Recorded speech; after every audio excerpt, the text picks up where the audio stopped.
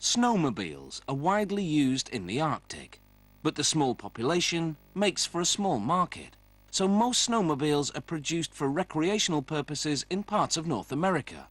The number of snowmobiles in Europe is still relatively low, although they're catching on as a cool way to travel. Snowmobiles need a rock-solid build to keep the riders safe and comfortable as they often travel across rugged terrain. It all begins with an aluminium alloy frame. The pieces arrive partly assembled to the radiator. The robot spins and positions the frame. A computer-guided machine punches holes and inserts rivets directly into the frame with great precision. The process bonds the parts tightly so they can't vibrate.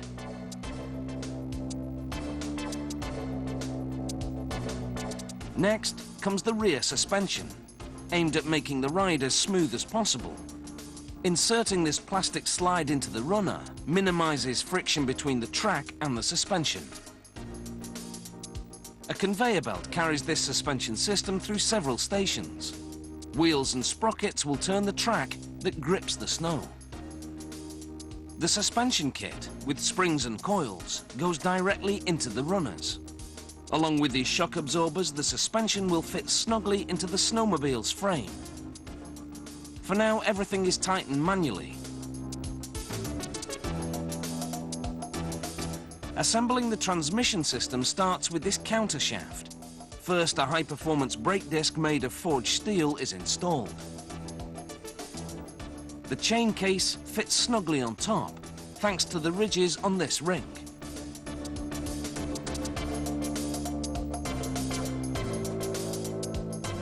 This die-cast aluminium casing will house 2 gears and a chain. This bolt connects to a spring that keeps the gears and chain tight as they turn. The chain tightener must slide smoothly back and forth in its groove to keep the chain's tension even. This test checks that the spring expands and compresses properly. Now comes the oil gauge.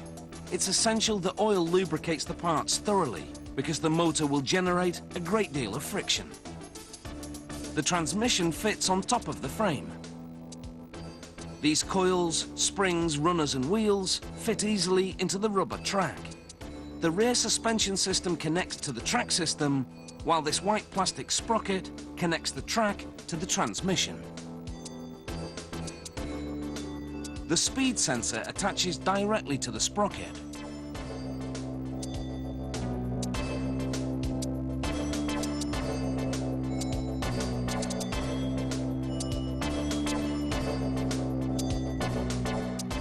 Four high-grade steel bolts anchor the rear suspension system to the frame. They're so strong that the suspension can withstand the vibrations that come with high speeds. Now for the engine assembly. Bolts attach the electric starter directly to the engine. The fuel-injected engine generates a lot of heat, up to 700 degrees Celsius.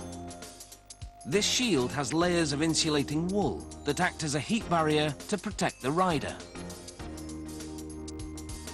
The engine's made of cast aluminium, so it's relatively light, just 45 kilograms, and it propels the snowmobile up to 200 kilometers an hour. Now for the front of the snowmobile.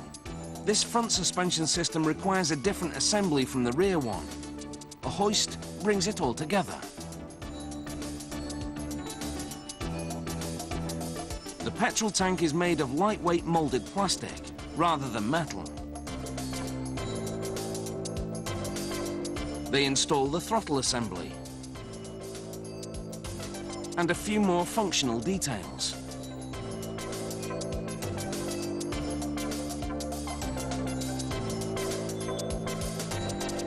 These lightweight aerodynamic plastic side panels give this snowmobile a sleek look.